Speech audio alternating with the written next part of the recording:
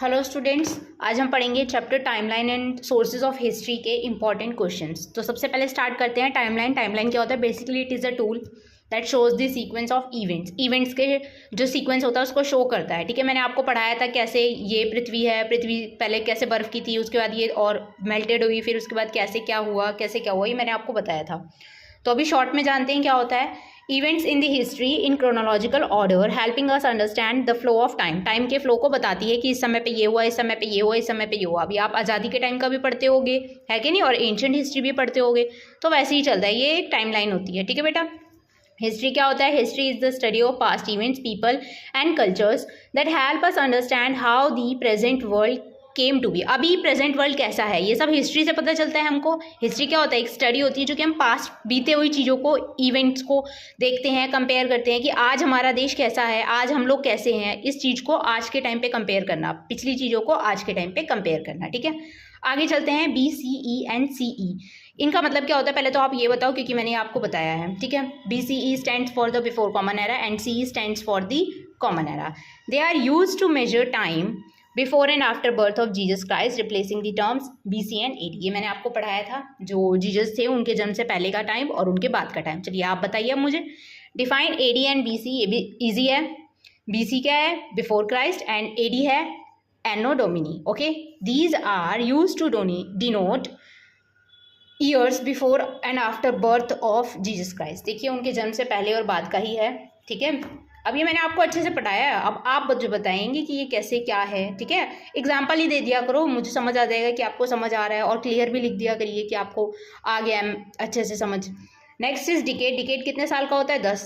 Period of 10 years. Century is a period of 100 years. Millennium is a period of 1000 years. Next is geologist. Geologist basically जो geography की terms होती हैं, जैसे कि rocks वगैरह हो गए, इन चीज़ों को ज़्यादा वो स्टडी करते हैं scientist, that studies the surface of earth. Earth के सरफेस को स्टडी करते हैं। What is made of the branch, this branch of science is called geology, which means the study of rocks. पत्थरों की स्टडी वगैरह को बेसिकली ये लोग करते हैं मोस्टली। ठीक है, अर्थ के ऊपर की स्टडी को करते हैं ये। अगला चलते हैं पैलेंटोलॉजी। पैलेंटोलॉजी भी साइंटिस्ट होते हैं। देखिए जो ये लॉजिस्ट वर्ड होता है ना, इसका मतलब होता है कि किसी व्यक्ति के लिए यूज़ किया जा रहा है। इट मीन्स किसी पर्सन, किसी नाउन के लिए यूज़ किया जा रहा है। लेकिन अगर यहीं कहीं लॉजी LOGY पैलेंटोलॉजी लग जाता तो उसका मतलब होता है LOGY का स्टडी। उसका मतलब क्या होता है? स्टडी। ये कुछ रूट वर्ड्स होते हैं जिसकी वजह से हमें हमारी वोकैब को एनहेंस करने में बहुत आसानी रहती है। ठीक है बेटा, वो इंग्लिश का काम है। तो आगे चलते हैं। पैलेंटोलॉजिस्ट वो भी एक साइंटिस्ट होते हैं जो स्टडी करते हैं फॉसिल्स की। अब फॉसिल्स क्या होता है? मैंने आपको बताया था, जो क्या होता है, बरीड सेडिमेंट्स के अंदर जो प्लांट्स एंड एनिमल्स की बॉडी होती है, डेड बॉडी होती है, उसको निकाल के उसको एग्जामिन करना कि भाई ये कितने साल पुरानी है, इस टाइम पे क्या टाइम पीरियड था, है कि नहीं। तो उस सबको स्टडी करते हैं under ancient seas, lakes and river. Seas और lakes and river last year की बात है, कोई जम्मू नहीं सॉरी राजस्थान, हाँ राजस्थान के साइड की बात है, या फिर शायद ओके उसको छोड़ते हैं। उसमें भी एक हमें सांप का कुछ मिला था, मुझे याद नहीं है इतना। जब लास्ट ईयर मैंने उसके करंट अफेयर्स पढ़ रही थी न्यूज़पेपर में, तब मेरे को ध्यान है एक सांप के अवशेष मिले थे। ठीक है, तो वो बहुत उस टाइम पे बहुत ज़्यादा वैसी बात थी, वो नाग बहुत बड़ा था मतलब उस टाइम पे, तो वो भी एक तरीके का फॉसिल था। अगर आपको और जानना है इन चीज़ों के बारे में तो सर्च किया करो। ठीक है बेटा, जैसे कि अभी क्या कुछ लेटेस्ट में क्या आया, जैसे कि है ना इजिप्ट वाली स्टोरी थी, उसको भी किसी ने स्टडी किया होगा, तभी तो वो खुली सबके सामने, है कि नहीं। In simple words, the remains of the dead plants and animals trapped in the layers of rocks and fossils. ठीक है, रॉक और फॉसिल्स के बीच, रॉक्स के अंदर जो फंसी हुई लेयर्स हैं, उसके अंदर जो प्लांट्स एंड एनिमल्स की बॉडी है, दैट इज फॉसिल्स।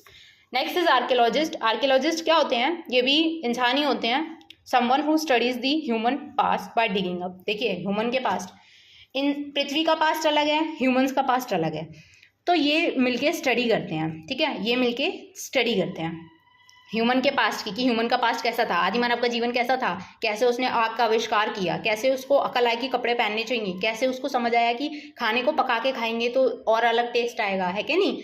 तो ये सब चीज़ें जो हो रही हैं, digging up and examining old objects, buildings and other physical remains, जो बाकी चीज़ें हैं और भी चीज़ें हैं, जैसे कि क्या है, टूल्स हैं, पॉटरी हैं एंड बोन्स हैं। बोन्स मतलब हड्डियाँ वगैरह।